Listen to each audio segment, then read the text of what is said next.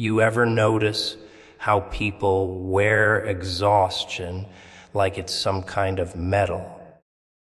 They brag about how little they sleep, how much they work, how they're always on the grind, like it's proof they matter.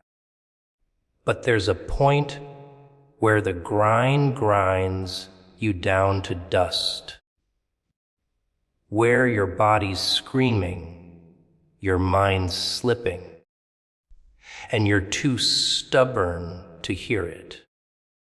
And then, whether you believe in him or not, it's like something bigger than you whispers. Stop. Not because you're weak, but because you're human. Because even the strongest machines break. When they never shut down, rest is not weakness. It's maintenance. People have twisted this idea, made it sound like stopping means failing, like slowing down means you've lost your edge. They've built this little fantasy where strength is measured by how far you can push yourself past breaking, as if destruction is proof of greatness. But here's the truth. Every strong thing you've ever seen, every weapon, every machine, every structure, it all needs maintenance.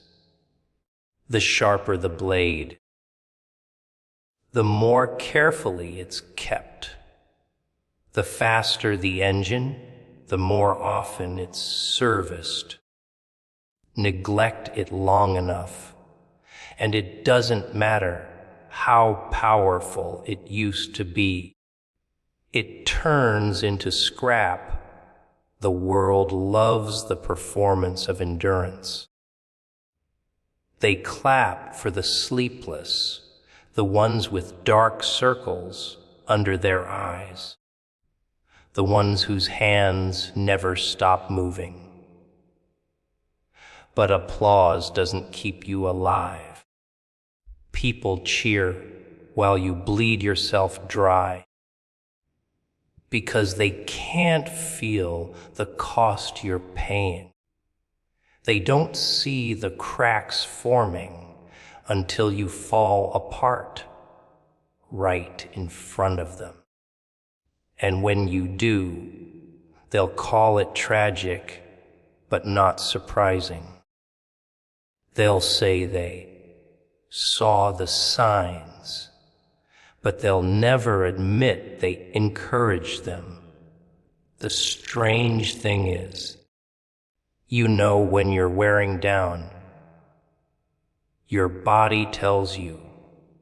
Your mind tells you. Maybe it starts as a whisper. Little headaches, heavy eyelids, thoughts that can't focus. But you ignore it, because stopping feels like surrender. And surrender is for the weak, right? So you keep going. You gulp more coffee. Take shorter breaths. Tell yourself you'll rest when it's over. But there's no over. There's just the point where you can't fake it anymore. And when that moment comes, you don't choose to rest. Your body chooses for you. That it laughed in your face and you. And it doesn't ask nicely. That's the problem with treating rest like a luxury instead of a necessity. You wait until the engine blows before you think about oiling the gears. And once it's gone, once it's broken, you can't just patch it up and expect it to run the same. the damage lingers. It changes you. You lose pieces of yourself you don't get back. And all because you thought stopping would make you less. When the truth is, it's the only thing that could have kept you whole. There's an arrogance in thinking you can run without pause forever. Like you're some exception to the rules that bind every living thing. Nature rests. The sun sets, the tide pulls back, the seasons turn cold, even storms end. Nothing thrives by going at full speed without stopping. And yet you, with all your limits, think you're different. You're not. You're fragile. And the sooner you understand that, the longer you'll last. Rest isn't weakness, because it isn't about quitting. It's about preparing. It's the pause between heartbeats, the breath before the strike, the silence before the music hits. It's where strength regrows, where focus sharpens. The soldier who never rests becomes sloppy.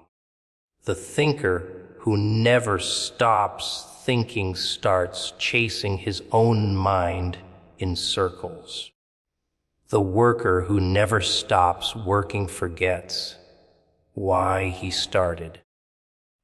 Rest doesn't take you away from the fight. It gives you the clarity to win it. The ones who last, the ones who really endure, they know when to stop. They understand that strength is not a constant. It's something you have to feed, protect, and rebuild. And you can only do that if you give yourself the space to breathe. That's what maintenance is. Not abandoning the mission, but making sure you're still capable of carrying it out tomorrow, and the next day, and the day after that. Ignoring exhaustion leads to collapse. It's funny how people think they can bargain with their limits.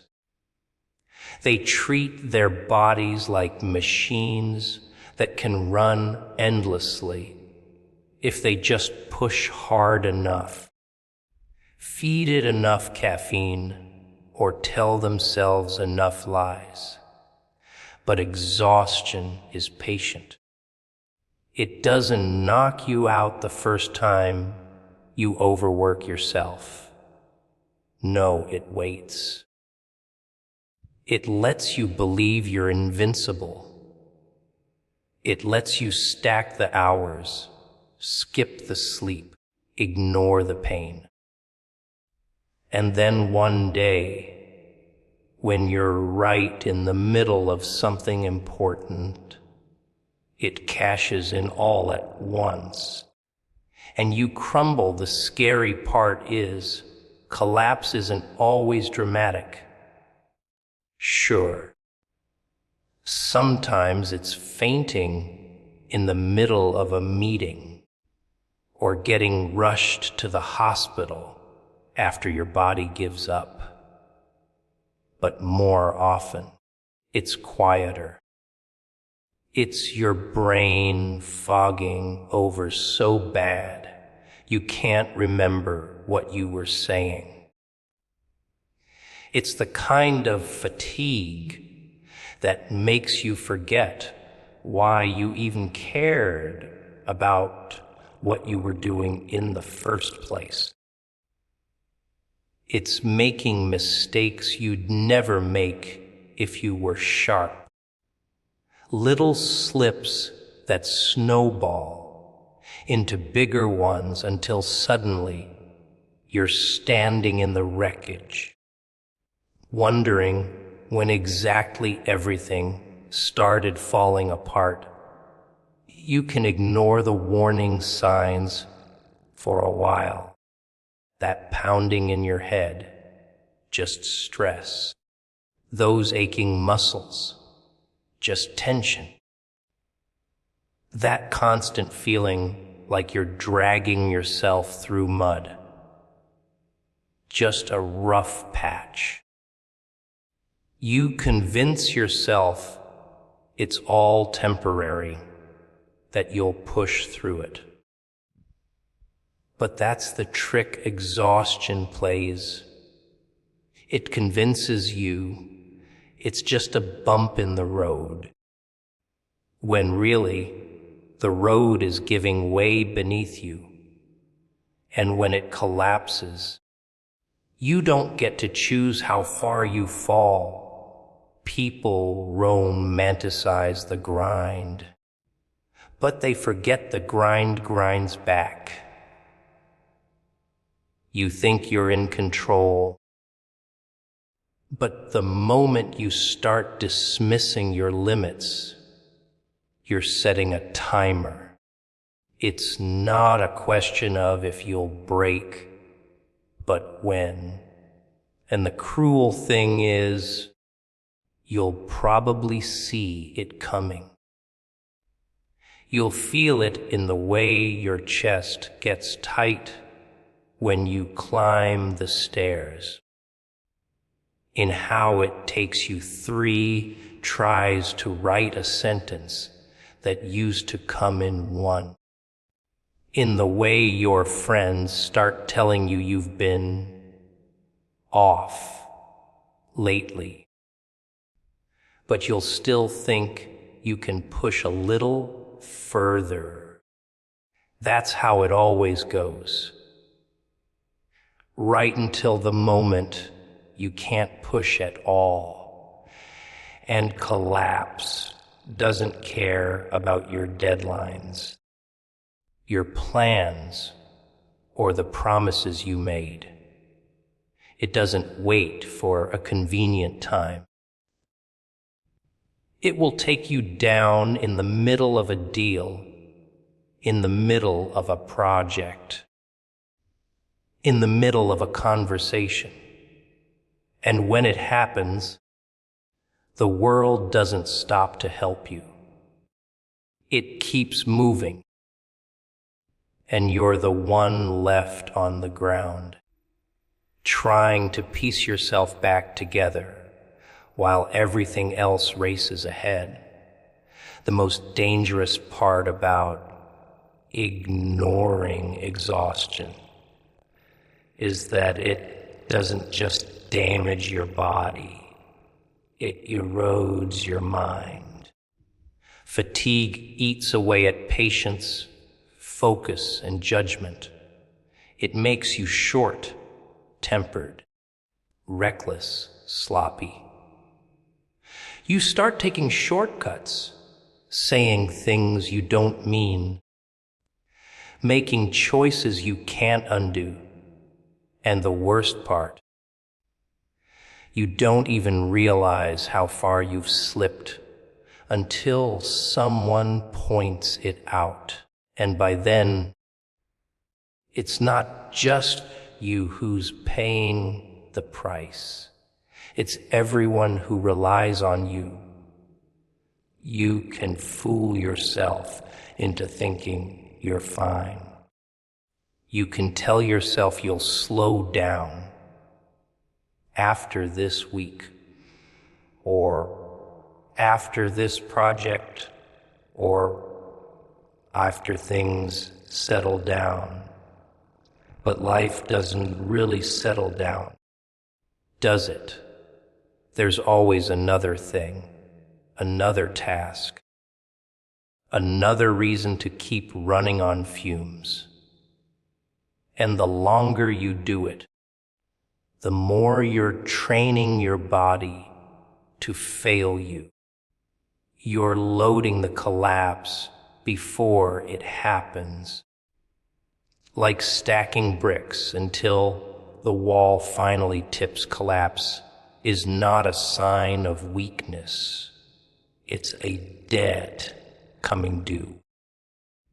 Every time you ignored the warning signs, every time you told yourself you could handle just a little more, you were borrowing strength you didn't have.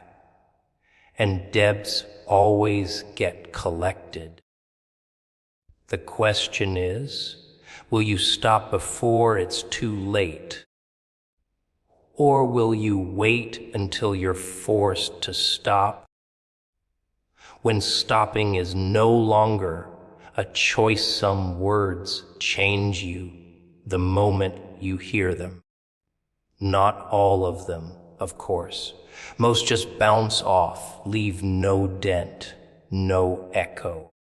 But then there are the ones that hit like a blade slipped between your ribs, not to kill you, but to remind you you're alive. They don't ask for permission to stay. They set up camp in your head, repeat themselves when you're trying to sleep, follow you into places you wish they wouldn't. You can pretend you didn't hear them, but pretending doesn't erase the sound. It just makes the silence louder. It's strange, isn't it? You never really know which words will do it. You can sit through hours of noise, speeches, chatter, meaningless slogans, and then, out of nowhere, one sentence. Maybe even just a handful of words changes the way you look at everything. It doesn't even have to be something dramatic. Sometimes it's quiet, almost casual, like the person saying it had no idea they were handing you a key that unlocks a door you didn't know existed. And once that door's open, you can't close it again. You can try, but the handle's gone. The dangerous thing about words like that is they don't need your agreement to work. You might hate what you heard, fight it, deny it, argue with it in your head for days. But if it's the truth, if it hits that nerve you've been protecting, it'll work its way in. Maybe not all at once. Maybe it'll sit there like a splinter until the skin around it gets tender. And then one day, you'll wake up and realize you've been shaped by it, changed by it, whether you wanted to be or not. And the ones that really stick, they're not always the beautiful, inspiring kind. Sometimes they're ugly, harsh, brutal enough to make you flinch. Maybe it's someone telling you you're not who you think you are. Maybe it's the moment someone says they're done with you. Maybe it's hearing the truth about what you've been avoiding. Pain has a way of carving messages deeper than comfort ever could. The worst words are the ones that feel like they're burning through you. but you can't put them down because, somewhere deep inside, they're right. You don't forget the moment they land. You remember where you were, the way the air felt, the look on their face, or maybe the fact that you didn't even see their face because they didn't mean it for you, but it still found you. You remember the taste in your mouth when it sank in, that strange mix of fear and recognition. And you remember the silence after, when the world kept moving like nothing happened, while inside you were staring at something that wouldn't stop staring back. And the thing is, once a word changes you, it's not a temporary thing. It rewrites the way you think, shifts the way you see.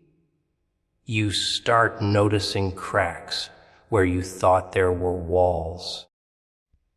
You start questioning things you never questioned before. Sometimes it pushes you towards something better, sharper, more alive. Sometimes it pushes you into a darker place, makes you more guarded, colder. But either way, you're not the same as before. You can't be. The moment is gone. But the shift stays. People try to avoid words like that. They surround themselves with echoes of what they already believe. They choose friends who agree, entertainment that comforts, voices that never challenge them. But sooner or later, something slips past the filters. It could be in a conversation you weren't even paying attention to, a line in a book you didn't think you'd like, a passing comment from a stranger, and suddenly it's in there, inside you, rearranging the furniture without asking.